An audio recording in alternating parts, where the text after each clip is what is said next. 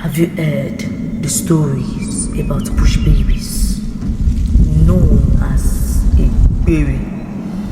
Once upon a time in a village known as Ifedapo, hidden deep in an ancient forest that looked peaceful. But behind the peaceful look of the village, something didn't feel right. There was a feeling like something old and unseen was watching the village, especially as night began to fall. At the edge of the village stood Ade, a young man who had returned home after studying for years in the city. He had left behind the old ways, embracing the fast-paced life of the city. But now, as he looked at his home, something pulled at his heart, a mix of nostalgia and unease. The villagers welcomed him with open arms, happy to see the young man who had gone far to seek knowledge. But beneath their smiles, Ade noticed something else. A tension, a sense of fear. The whispers that filled the air suddenly stopped whenever he came close, leaving a silence that made him uneasy.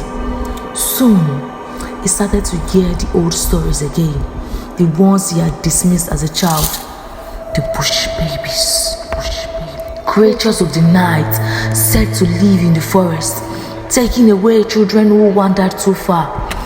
The elders spoke of them with fear, meaning that the bush babies were not to be ignored. But Ade, now a man of reason, waved off these stories. They are just tales to scare children, he told himself. But as days went by, strange things began to happen in the village. Children who played near the forest disappeared without a trace. The villagers became anxious, their whispers growing louder, and their eyes filled with fear. They talked about seeing glowing eyes in the trees at night and hearing soft cries from deep within the forest. Ade's disbelief started to fade, especially when his own sister, Morayo, suddenly went missing.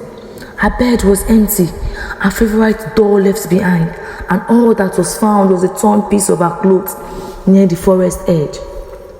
Desperate to find her, Ade went to see the village priestess, a woman both feared and respected. She was the keeper of the ancient tradition, the one who knew the secrets of the forest. The priestess, with her wise eyes and deep knowledge, listened carefully to his plea. The bush babies are real. They are not just stories, but spirits. Children lost to the forest, changed by the land's old magic. They have lived in the shadows of this village for generations, tied to a pact made long ago. Even though he found it hard to believe, he could see the truth in the priestess' eyes. She led him to a clearing deep in the forest, where the trees stood tall and old, their roots twisted like the old tales. This is where they live. The bush babies are not evil, but they expect what is due, and your sister has been chosen.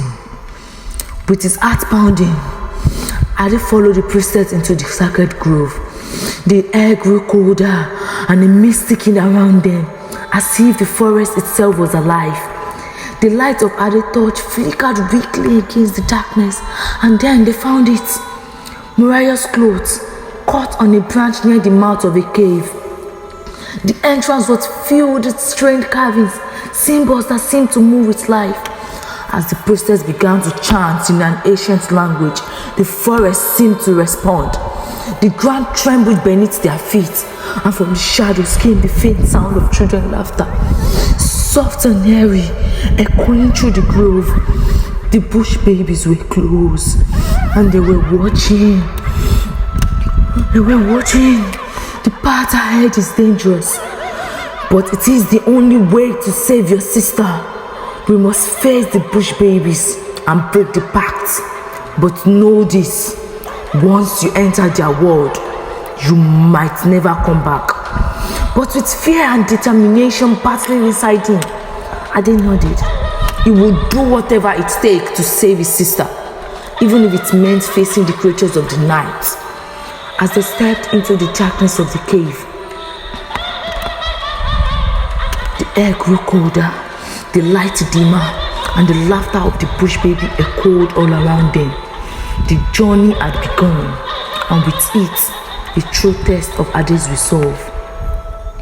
In the shadows of the sacred grave, ancient traditions stirred, and the stories of the old came to life once again.